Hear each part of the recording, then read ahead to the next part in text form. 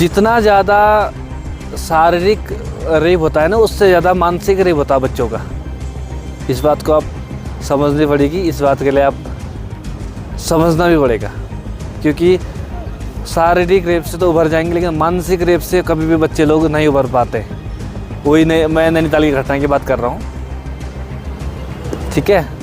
इसलिए कि हम किसी भी व्यक्ति के लिए समर्थन करते हैं कि किसी के लिए रेपिस्ट का या किसी का भी हम समर्थन करके उसको बचाने की कोशिश करते हैं। आपका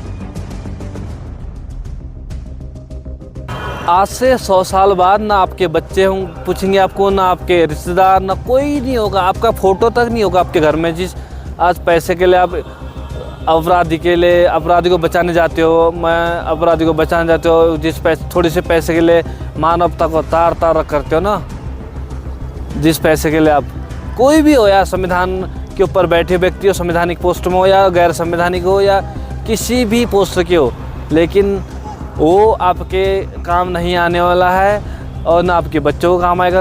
और जो वो लोग आपको पूछेंगे भी नहीं आज से 100 साल बाद, जब आप मर जाएंगे ना, इस दुनिया से चले जाएंगे ना, उसके 10 साल बाद आपका कोई नाम और निशान नहीं होगा इस धरती पे। आपके घर में आपके फ़ोटो तक नहीं होगा, जो आपने बनाया वो घर तक नहीं होगा, ठीक है। इसलिए कि थोड़ा मानवता दिखाइए, कम से कम जो ऐसी घटिया हरकत, नीच हरकत करते हैं उनको सज़ा दिलाने का काम करिए। वो ये मत करिए कि जो उनको बचाने का काम मत करिए। जय श्री राम, हर हर महादेव। जितना ज़्यादा शारीरिक रेप होता है ना, उससे ज़्यादा मानसिक रेप होता है बच्चों का। इस बात को आप समझनी पड़ेगी, इस बात के लिए आप समझना भी पड़ेगा, क्योंकि शारीरिक रेप से तो उभर जाएंगे, लेकिन मानसिक रेप से कभी भी बच्चे लोग नहीं उभर पाते। वही नहीं, मैं नैनीताल की घटना की बात कर रहा हूँ, ठीक है। इसलिए कि हम किसी भी व्यक्ति के लिए समर्थन करते हैं कि किसी के लिए रेपिस्ट का या किसी का भी हम समर्थन करके उसको बचाने की कोशिश करते हैं। आपका जो संवैधानिक पद में बैठे हैं वो लोग, और जितने भी जो संविधान के दायरे में काम करते हुए बैठे हैं वो लोग, क्योंकि ज़्यादातर भ्रष्ट हैं, ज़्यादातर, एक भी नहीं, ज़्यादातर, मतलब समझ रहे हो, 80% भ्रष्ट है। कैसे कि उनको ठीक है, कानून हमारा न्यायालय या कानून हमारा संविधान बोलता है कि सभी के लिए पैरवी करना चाहिए, सभी के लिए देखना चाहिए, लेकिन मानवता क्या बोलता है? मानवता तो ये भी बोलता है कि जब छोटी बच्चों का कोई रेप होता है, छोटी बच्चों का, भले कोई भी करे, एक अपराधी तो अपराधी होता है, जैसे अपराधी तो अपराधी होता है, जैसे आतंकवादी तो आतंकवादी हो, कोई ना उसका धर्म, ना दीन, ना देश, ना कुछ होता, कुछ नहीं होता है उनका, ठीक है। उसी तरह जो अपराधी होता है वो तो एक अपराधी होता है।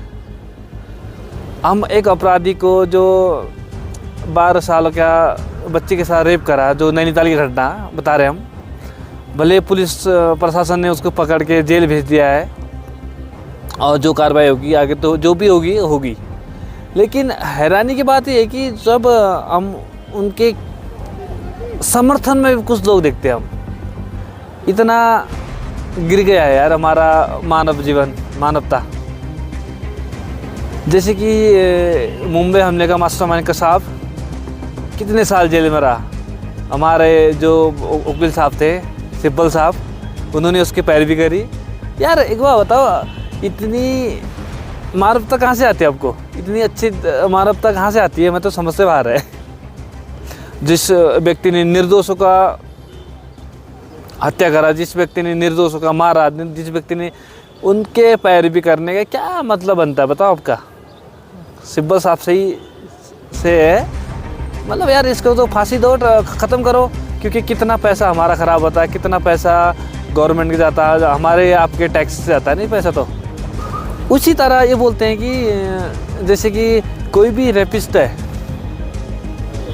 जब स्पेशल नाबालिग, स्पेशल जो 15 साल से नीचे का रेप करते हैं, 15, 16, 18 या छोटे बच्चों का रेप करते हैं, मार देते हैं, उनके खिलाफ मेरे हिसाब से मानवता दिखाना चाहिए कि यार उनके खिलाफ वो नहीं होना चाहिए खड़ा कोई भी वकील समाज को, मेरे हिसाब से, जो मानवता के हिसाब से। हाँ, संविधान के हिसाब से ठीक है यार, संविधान के हिसाब से आप चलोगे, कोई दिक्कत नहीं है, लेकिन संविधान से ऊपर मानवता भी है मेरे हिसाब से। तो जो मैं मेरे पर्सनल एक्सपीरियंस बोलते कि जी भी नैनीताल जो हिंसा थोड़ी बहुत हुई, लेकिन जो रेप करा जिस आरोपी ने, उस्मान नाम के व्यक्ति ने, यार आज उसके बचाने की भरपूर कोशिश हो रही है।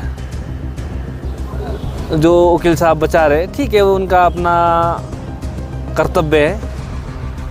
उसमें माननीय हरीश रावत जी का फोटो भी जुड़ रहा उनके साथ। तो यार लेकिन थोड़ा बहुत राजनीति हट के मानवता दिखाओ। एक बेटी का दर्द देखो ना, जब किसी बेटी का रेप होता है ना, किसी बच्ची का रेप होता है ना, एक शारीरिक होता है, एक मानसिक भी होता है। क्योंकि भैया शारीरिक तो सही हो जाएगा, चलो ठीक है, इलाज है, लेकिन मानसिक का कोई इलाज नहीं है। जब वो मानसिक तनाव में रहेगी, जो मानसिक पीड़ा होगी उसके ऊपर क्या होगी आप समझ सकते हो। लेकिन जो भी व्यक्ति ऐसी रेपिस्टों का, ऐसी गद्दारों का, ऐसी लोगों का समर्थन करते हैं, भगवान से चाहते कि मैं भी ऐसे लोगों के साथ, उनके फैमिली में हो तो पता चले। क्योंकि जो रेपिस्ट है, जो ऐसी घिनौना हरकतें करते हैं, वो तो यार मतलब मेरे हिसाब से समाज में रहने लायक इंसान नहीं है।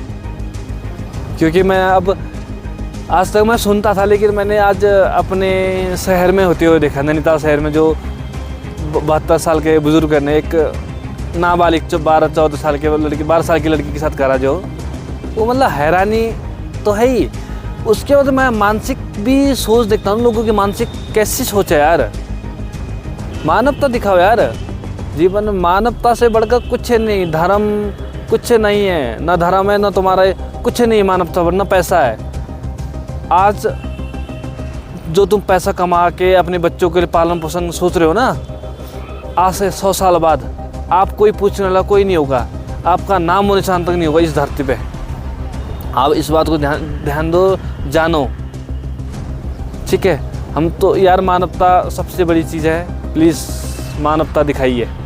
आज से 100 साल बाद ना आपके बच्चे पूछेंगे आपको, ना आपके रिश्तेदार, ना कोई नहीं होगा, आपका फ़ोटो तक नहीं होगा आपके घर में। जिस आज पैसे के लिए आप अपराधी को बचाने जाते हो, मैं अपराधी को बचाने जाते हो, थोड़े से पैसे के लिए मानवता को तार करते हो ना, जिस पैसे के लिए आप, कोई भी हो यार, संविधान के ऊपर बैठे व्यक्ति हो, संवैधानिक पोस्ट में हो या गैर संवैधानिक हो या किसी भी पोस्ट के हो, लेकिन वो आपके काम नहीं आने वाला है और ना आपके बच्चों को काम आएगा। और जो वो लोग आपको पूछेंगे भी नहीं आज से 100 साल बाद, जब आप मर जाएंगे ना, इस दुनिया से चले जाएंगे ना, उसके 10 साल बाद आपका कोई नामो निशान नहीं होगा इस धरती पे। आपके घर में आपके फ़ोटो तक नहीं होगा, जो आपने बनाया वो घर तक नहीं होगा, ठीक है। इसलिए कि थोड़ा मानवता दिखाइए, कम से कम जो ऐसी घटिया हरकत, नीच हरकत करते हैं उनको सज़ा दिलाने का काम करिए। वो ये मत करिए कि उनको बचाने का काम मत करिए। जय श्री राम, हर हर महादेव।